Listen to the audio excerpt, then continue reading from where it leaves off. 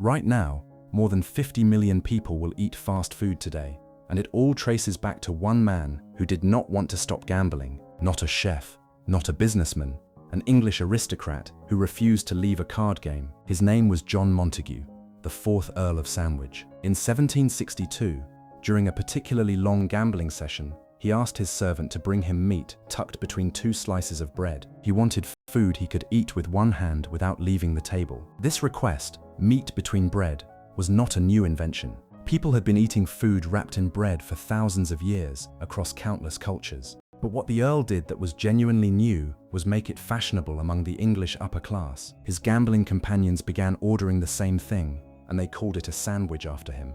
Within a decade, the word sandwich had spread across England and into common language. But the sandwich becoming a named food item was only the first domino. The real transformation happened when the sandwich met the Industrial Revolution. By the early 1800s, millions of factory workers needed fast, cheap, portable food they could eat during short work breaks. The sandwich was the perfect solution.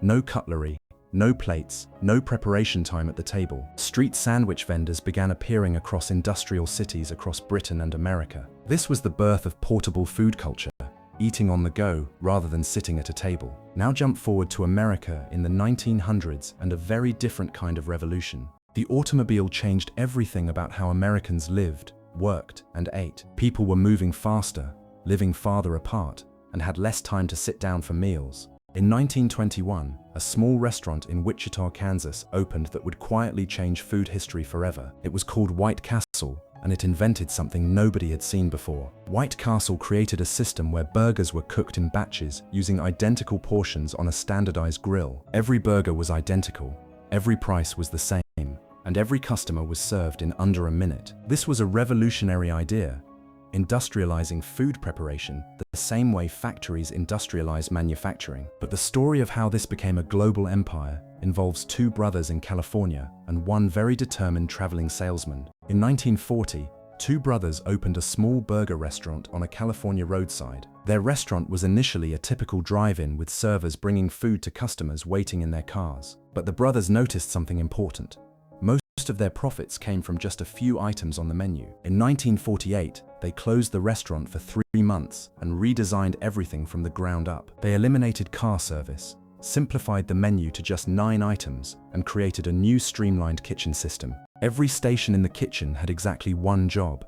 One worker made only burgers, one made only fried potatoes, one handled only drinks. This made food preparation dramatically faster, cheaper, and completely consistent every time. When they reopened, customers lined up around the block. Word spread quickly, and the brothers became locally famous. Other restaurant owners sent people to observe their kitchen and copy the system. Then in 1954, a traveling kitchen appliance salesman arrived to visit. He was selling commercial drink mixing machines, and the brothers had ordered an unusually large number of them. When he stepped inside and saw how the kitchen operated, he immediately understood what they had created. He did not see a restaurant. He saw a perfectly replicable machine. He convinced the brothers to let him take their system and replicate it across America through a franchise agreement. The franchise model meant anyone could pay to open an identical restaurant using the exact same kitchen system. Every franchise location had to follow the exact same recipes, portion sizes, and preparation methods. A burger from one location would taste completely identical to a burger from a location thousands of miles away. This reliability became the most powerful advantage. Customers always knew exactly what they would get before they arrived. Within a few years, the chain had sold over 100 million burgers, but the salesman wanted complete control, and the brothers simply wanted a comfortable retirement. Eventually, the salesman bought the brothers out completely and took full ownership of the chain. The brothers later described it as one of the worst financial decisions they ever made. The chain that was built from that system became the largest food service company in history. Today, this style of restaurant serves tens of millions of customers every single day across more than 100 countries. But this restaurant chain did not just become large, it became a template that every other fast food company copied. Burger chains, fried chicken chains, sandwich shops, taco restaurants, all borrowed the same core principles: standardized portions, fast preparation, consistent taste, affordable prices, and massive volume.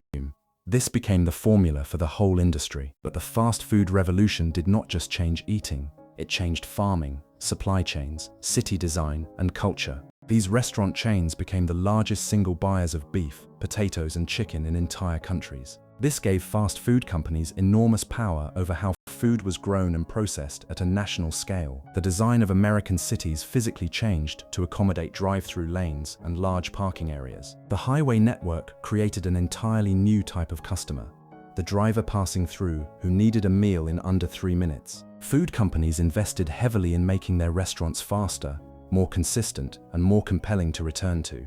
The warm red and yellow color schemes used in fast food restaurant design were chosen deliberately to trigger appetite. The salt content, portion sizes, and specific combinations of fat and sugar in fast food were engineered to encourage repeat visits. By the 1970s, fast food had become the most common form of eating out across America. American fast food culture then spread around the world through franchising, film, and cultural export. When a major American fast food chain opened in the former Soviet Union in 1990, it became a symbol of a changing world order. Over 30,000 people lined up on the first day alone. Fast food was no longer just convenient food.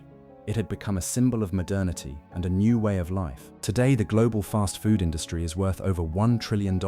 And it all started with a man who did not want to leave a card game. A gambler who wanted one-handed food accidentally triggered a chain of events that now feeds 50 million people every single day. The sandwich did not just change what we eat. It changed when we eat, where we eat, how fast we eat, and how an entire industry feeds the world.